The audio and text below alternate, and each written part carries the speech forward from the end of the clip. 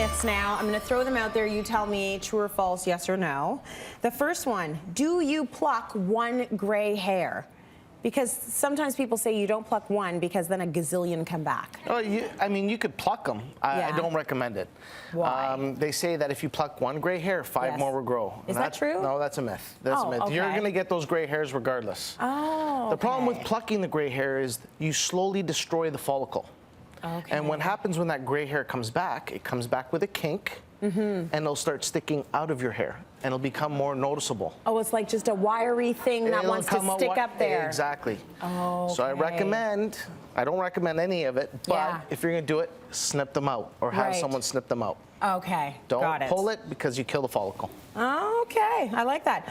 You are stuck with the texture of hair you were born with. Well, I guess not if you start plucking out all your hair. Exactly. It'll just come out curly after that. I mean, your genes will dictate what type of hair you'll have. Yeah. So there's some truth to it, but you're not stuck with it. I mean, there's all kinds of things that you can do with hormonal changes and, you know, pregnancies and so on and so forth. There's so many different changes that a woman's hair will change every 7 years, actually. Oh, really? Okay, so it changes. And you know, it all depends, but you can perm it, you can relax it. There's so many things you could do to alter those changes and make the hair better for you. Yeah, that's true, like more manageable for you. It's interesting because women do say that. They'll say, my hair was straight as a bone, and then as I got older, it became curly. And a lot of that just has to do with the hormones and what phase of life you're in, right? Exactly. Okay, here's another one. Keeping your ends trimmed promotes hair growth. What do you think, true or false? That sounds true to me. You got to trim your hair. So what you do at the ends of your hair have nothing to do with what happens at the root of your hair. That was a trick question. Okay? So it's actually false. It's actually false. It's false. Trimming your hair will make your hair look fuller. It will give your hair back shape and bounce and make it feel like it's, you know, especially if it's cut nicely and you put layers in, you can actually make it feel and look longer. Right. But it's got nothing to do with what happens to the root of the hair. Your hair is going to grow the same.